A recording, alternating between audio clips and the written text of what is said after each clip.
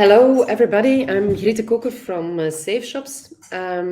I have the pleasure today to host again a webinar. This time we take a deep dive into sustainability. And sustainability is indeed a hot topic. Also, with a bit Black Friday coming up, it's also one of the critics that a day like Black Friday gets. But in a way, for us, it's a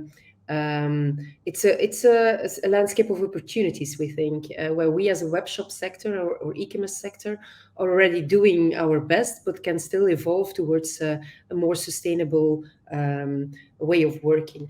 And for that topic, or for this topic, you know or you do not know that we already did some study work from SafeShops out concerning sustainability that we present in a second order, because we first want to listen to Brian O'Malley from Adyen. He's head of sustainability over there. And what is nice to know is that just to present a bit Brian, he's an outside person, I think. He likes to work, is mad about sports when he's not working, I suppose. I don't think it's difficult to combine sometimes, but okay. And he likes to drink, I think, kombucha. And if I understood well, Brian, you also like to make it. So in a way, that maybe some for another seminar that we can organize how to make kombucha. But I think we're going to focus on your specialty at Adyen. And what is nice to know is that Adyen did already quite some efforts to get into CO2 neutral, to become CO2 neutral, or to do efforts in that direction.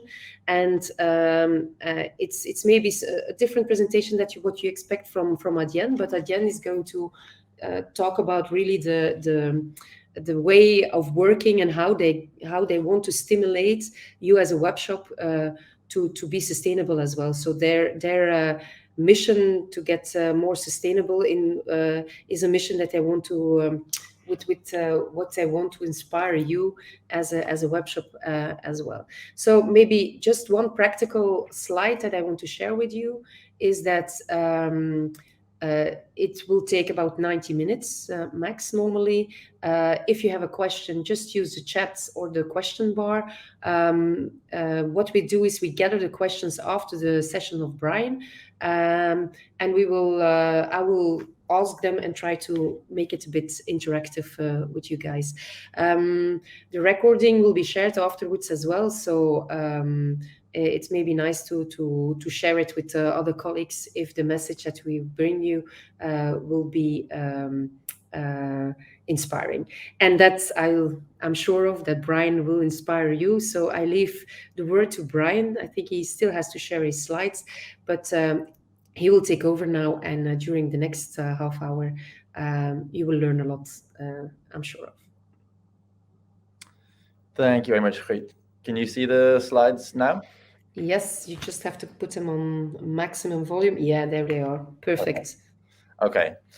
Thank you very much for having me today, and really excited to speak to everyone. As Griet mentioned, my name is Brian O'Malley. I work in Adyen as the head of sustainability. And I'm going to talk to you today about our impact journey so far. So I personally joined Adyen about 3 years ago now as a business analyst in a tech team. So nothing related to sustainability or giving back or anything in that area. But pretty quickly into my time in Adyen, I kind of noticed some opportunities and I started picking them up.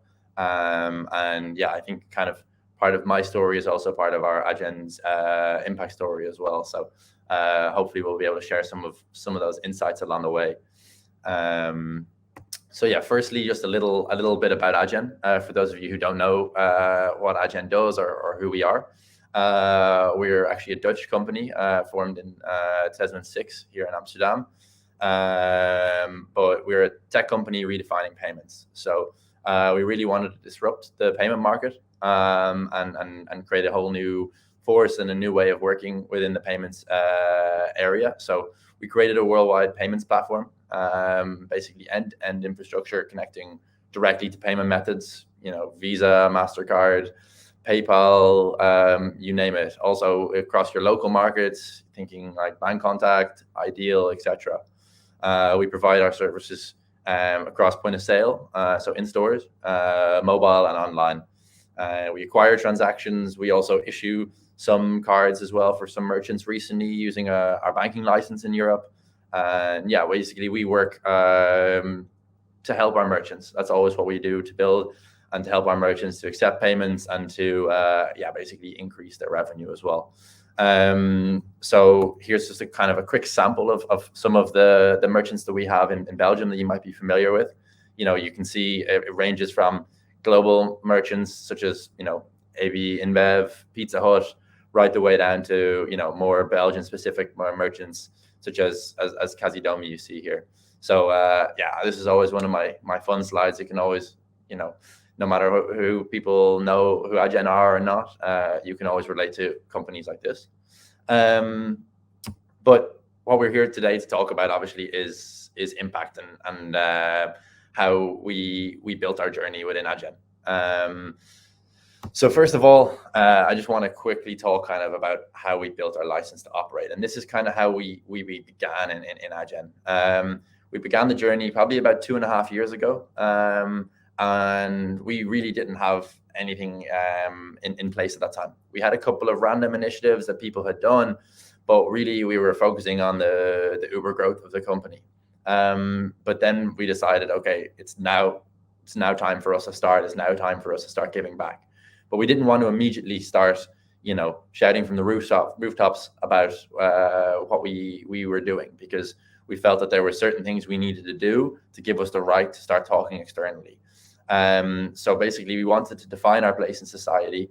In our formula, we have a point about we make good choices for ethical and sustainable growth for our merchants. And now we basically wanted to extend that into the societal and environmental action.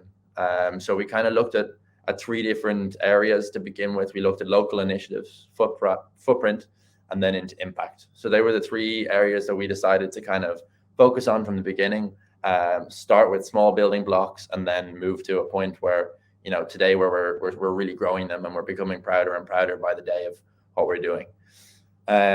I think most importantly, we really wanted to look at areas where we could make the most impact as well. We definitely encourage doing small things at a local level, but where we can make the biggest multiplier, that was always our goal. Multiplier is the key word in everything we do. If we have €1 of investment, we want to be able to unlock, multiple times that €1 elsewhere, because then we really know we're doing our job right. So the first thing we looked at was local initiatives. And I mean, I think everybody's aware of these kind of projects. For example, on the left-hand side here, you see about cooking for the homeless in Paris. So we worked with a soup kitchen of sorts in Paris. And once a week we had a group from the office all throughout COVID times as well, preparing and cooking meals for homeless people in Paris. We've also actually invested in their kitchen as well, so they now have basically far wider reach based on the facilities that they have available to them. We have another initiative here from San Francisco, and also then Hack Your Future in Amsterdam.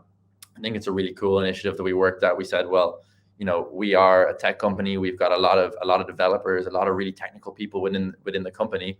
So we wanted to see how we could really give back in that area. And Hack Your Future are a really cool organization who help refugees who've landed in the Netherlands and a few other countries since then, but mainly the Netherlands, to learn and upskill in the area of development. So they do like a 7-month training course on full stack development. We were looking, well, how can we help them? So we started helping them with, interview preparation. So we do mock interviews with them. So everybody who's going through the course now does at least 2 mock interviews with Adyen along the way to learn those skills, because these refugees are often incredibly talented and incredibly well qualified, but they might not have gone through the interview processes that we see here. And then we also decided, well, let's give back to them in a technical point of view as well. So we also give back to them through front end and back end trainings as well. So during the week when they have to do their homework for their classes, we also sit down with them and we help them, we mentor them through those periods. So these are just examples of the kind of initiatives that we have. We have 22 offices around the world at the moment. We have initiatives like these in all of the offices, and this is just really a small sample of what we wanted to do. And again, the key with local initiatives is really giving everybody the feeling that they can get involved. From day one, we didn't want to turn anyone away. We wanted to create kind of a buzz. We wanted to create a feeling of worth within the company, and we really believe that this kind of local initiative pillar, started that energy internally. Next, we're going to have a quick look at the footprint story. So I'm just going to let a quick video play about our footprint story because it tells it in a nicer way than me. Every day, we make good choices to build an ethical business. Taking care of our planet is everyone's business. And there is a lot to do. Firstly, we looked at the footprint we left behind. We calculated our historical carbon emissions and offset them. Then we decided to support projects in 3 main areas: environmental sustainability, renewable energy, and socioeconomic well-being. We're supporting reforestation in Brazil and Zimbabwe, generating solar energy in Chile, wind energy projects in India, and finding new ways to avoid methane emissions through sustainable waste treatment in Vietnam. This is just the beginning. We're Adyen, and we make good choices. Okay, so that's just a really small intro into what we've done, especially at the beginning, in terms of our license to operate, as I mentioned, within the area of sustainability. Offsetting is definitely a controversial topic these days. And what we felt was we do believe in offsetting as the first step. We felt that we have a carbon footprint. Let's acknowledge that we have that carbon footprint, and let's invest in carbon credits to offset that footprint. So we from the start, we linked up with a carbon offsetting partner, and we did a full greenhouse gas accounting audit of our company. So that went from everything from the food we use in our canteens, the way we commute to the office, the data centers we use, how we business travel as well. We collated all of those on an annual basis, starting at the end of 2018, and then, as I said, invested in carbon offsetting projects, such as the ones you saw in the video there. As I said, we really believe that this was just like our license to operate. We have that footprint, and then next we wanted to look at, well, how do we start bringing it down? How do we become more sustainable? How do we become more responsible as a company? So we looked at it and we said, well, firstly, we need to make sure that people understand why it's important to us as a company, why it's important to the world. I think that's an easier question, and that there's far more airtime for that in the media these days. But especially why we think it's important just as a tech company. We don't have a massive supply chain. Our supply chain is a few terminals around the world. I maybe under-exaggerate a little bit there with a few terminals, but our terminals are our only supply. We don't have like clothes or food or whatever that we sell. We sell a service. But we still think it's really important that we deal with what we have. So since then, we've kind of started our journey into reducing. That goes from the energy we use in data centers, the energy, the heating, etc., that we use in the office here, how we commute to the offices, and then a big one now, and I think it's quite a big journey for us over the next couple of months and into the new year is how we address our business travel, because that hasn't been really an issue of the last 2 years, unfortunately, I guess. But now we want to see how do we travel more responsibly and smarter. Our company was built on the foundations of working together, of working, visiting the people from San Francisco, visiting the merchant in France, wherever it was, we would travel there, we would visit, we would talk, and we would work with them. And now we need to look at how do we travel smarter, and how do we really make the most out of these trips, so we're not going to be traveling all the time. So these basically are the two things internally that we're looking at now, as well as continuing our offsetting mission. And then I guess our final block in this journey in terms of sustainability was, how do we help our merchants? So we recognized that we have a really cool merchant base. So yeah, we basically wanted to see how we could take it a step further and also help our merchants. So actually the first thing we did in this area was we calculated the carbon emissions in a transaction involved in the processing of a transaction online, and also with a point of sale unit. So we did power testing on a point of sale unit to figure out how much energy was used per transaction. And we also included this in our offsetting calculation over the course of the year. So we really felt like we had kind of gone to the full extent of what we could cover in terms of offsetting our own footprint.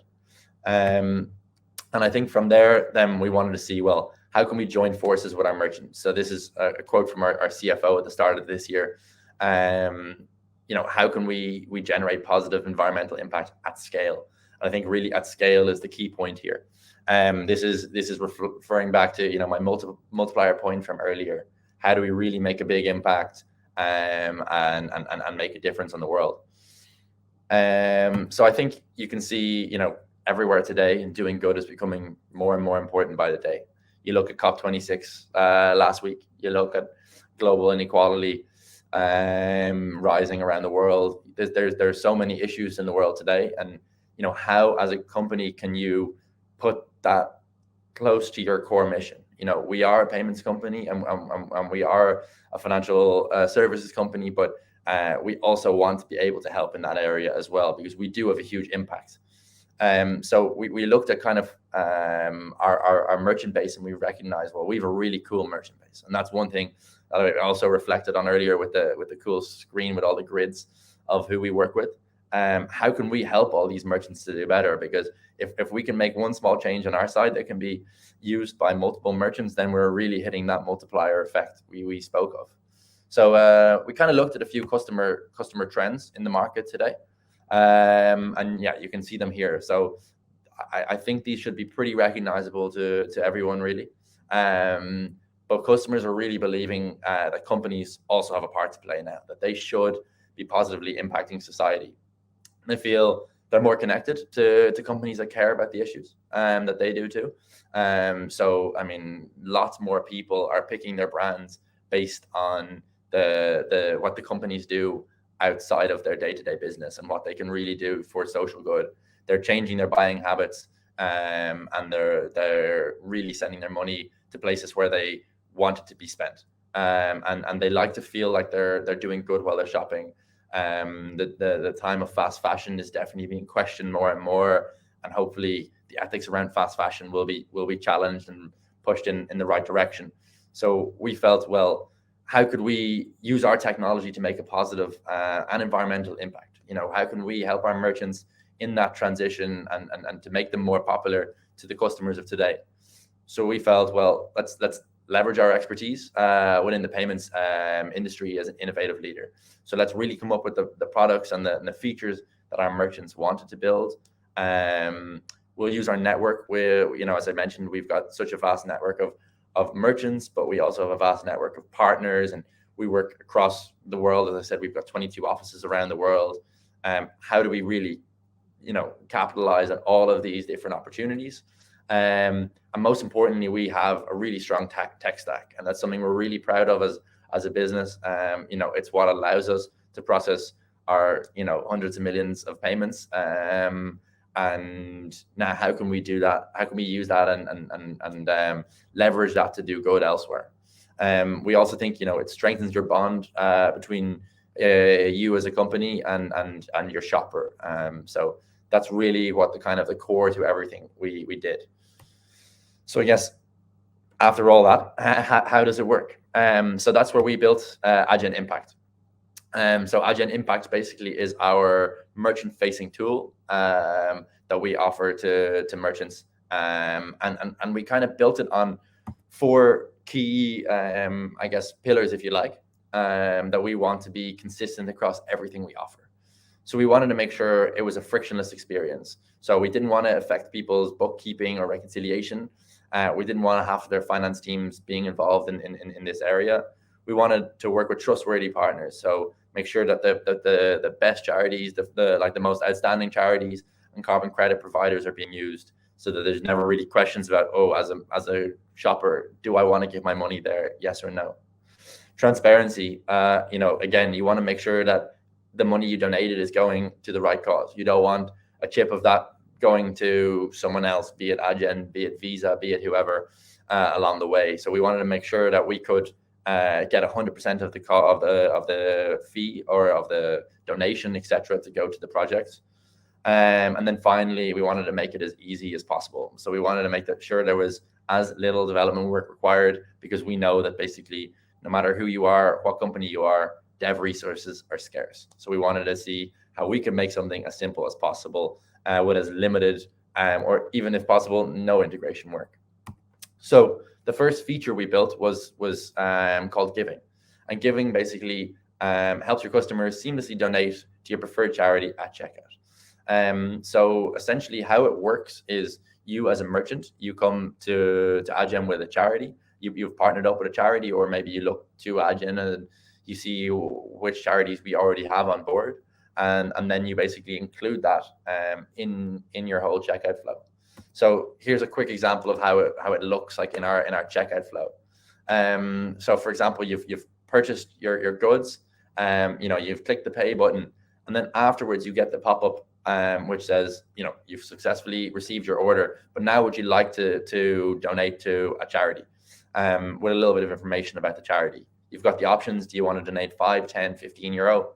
You click donate, karma points. You've done your job. You've donated. It's one simple click and you've made your donation. We thought it was really important to make it as easy as possible. The payment details are reused from the checkout in the donation part. So really it's as simple as just clicking a box. We wanted that to provide this because we know that people, they don't like the hassle around donations. They don't like the hassle around payments, and that's what we've done already so far, is we've made a frictionless payment platform. So how can we make this for donations? And that's why we felt that Giving was a really strong offering for it. So just to kind of give you an example of how Giving works in practice, we're live now with about 24 merchants, I think, worldwide. I'm starting to process some really significant volumes, which is really exciting. One that's probably relatable to everyone here is Ace and Tate, obviously a pretty big brand in the Benelux in general, and we've recently partnered up with them.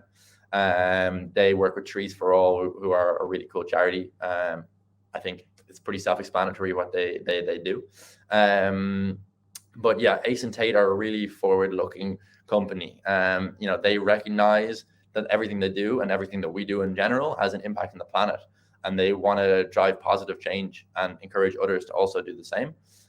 So they've looked at everything kind of in terms of their own supply chain and their own production, how they use plastics on their whole journey. For example, when someone buys some glasses and they're delivered, the lenses are just fake lenses during the delivery process to make sure that the glass frames don't get damaged. They wanted to make sure that becomes reusable, recyclable material. They have lots of these really cool journeys and really cool things that they're looking at in their supply chain. But then they said, well, okay, we want to be able to include our customers in this journey as well. So we'll definitely do our piece internally, and we'll really work to make ourselves as sustainable and as efficient as possible. But then how do we extend it to our merchants as well? And that's where they look to Giving, and that's where they look to integrate with Giving. So they jumped in, and it was pretty cool. They went live with 70 stores just overnight.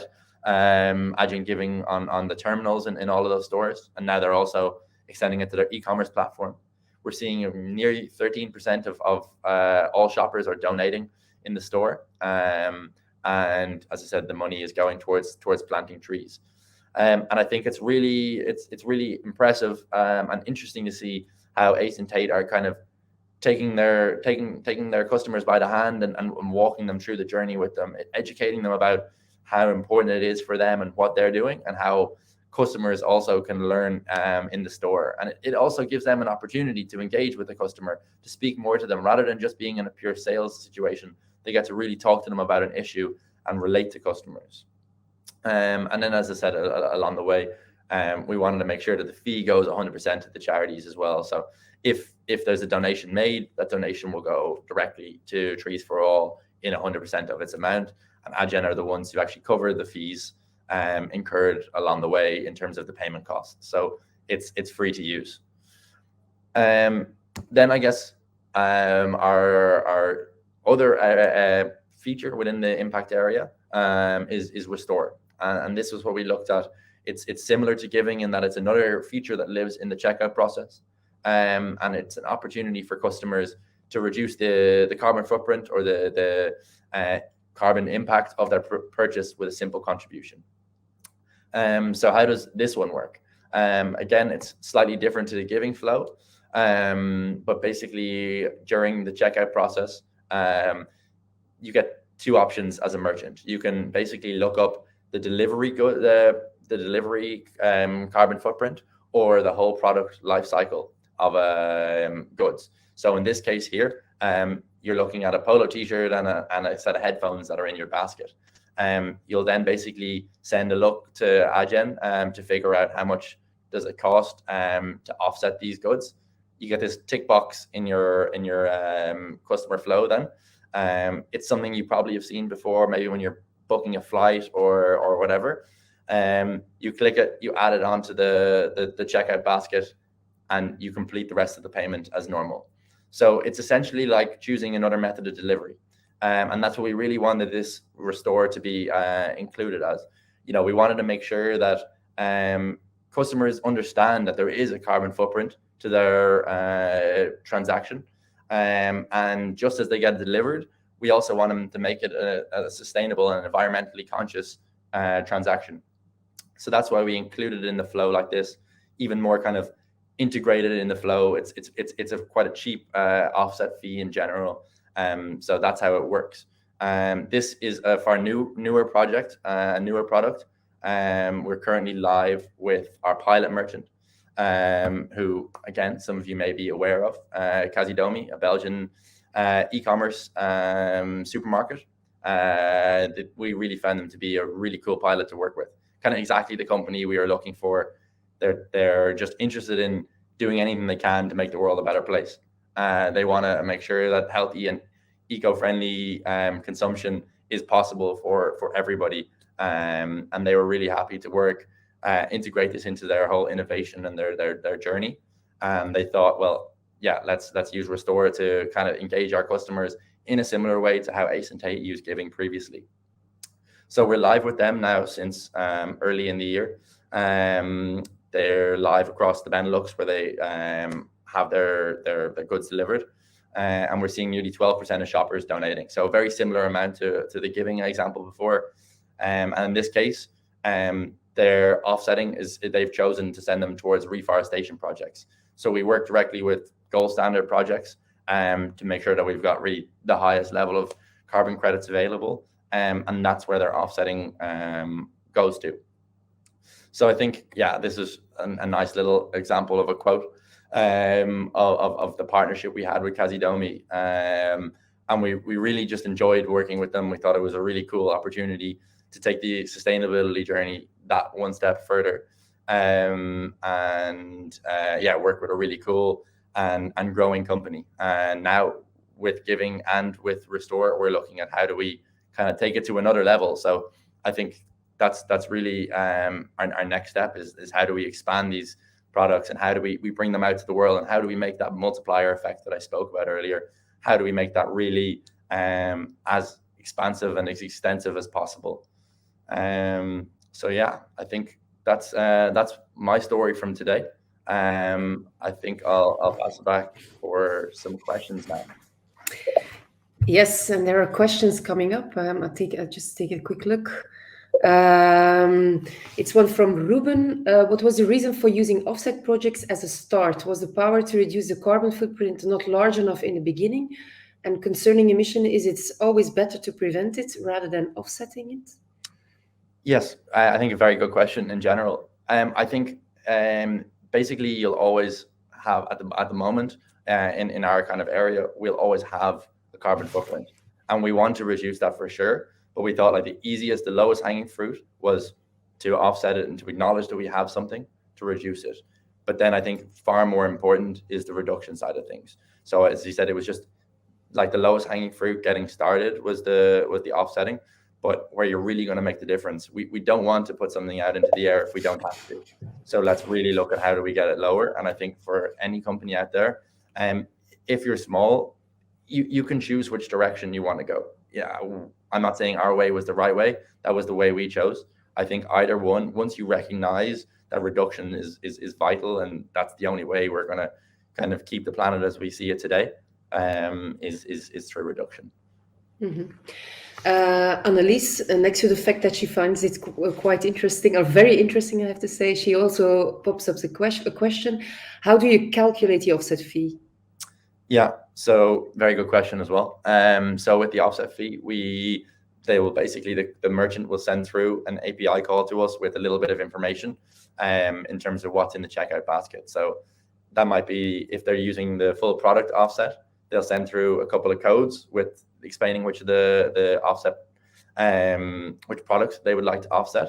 And then if it's the delivery as well, they'll send through where it's coming from, where it's going to, and the weight of the package. We then house all of that database basically in our systems.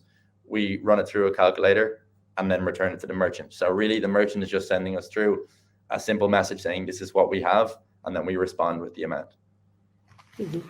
Okay. And we've worked with a carbon offsetting partner as well to build out this database, to build out this whole calculation as well. Yeah, there are some norms also, I think, on European level to make calculation, I suppose. So I can imagine that you're using them one way or the other. What is it's still, some are still in piloting, I think. Not everything is already launched, but do you see already an enthusiasm versus giving and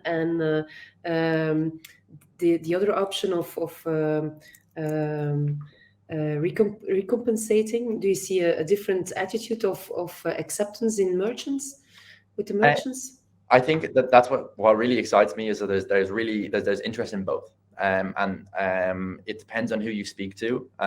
One merchant is really interested in giving because they really want to provide to their local area. For example, we did a project with Ralph Lauren actually worldwide, and they went from having one global charity that they used on all of their stores, and they were getting relatively good acceptance, or as in relatively good conversion for giving.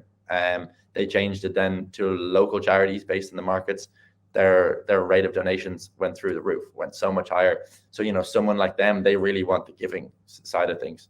Someone like Kazidomi, they really wanted to address the sustainability. They really wanted to address the delivery of their goods. Some others are looking at how the carbon footprint of their goods. It really depends, and that's why I guess it excites me, is that we have an option for both types of companies.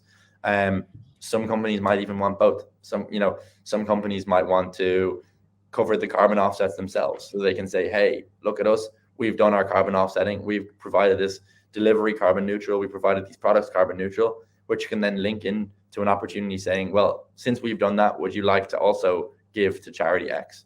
And I think that's a strong message, of course. Yeah, and you can really then bring the customer along.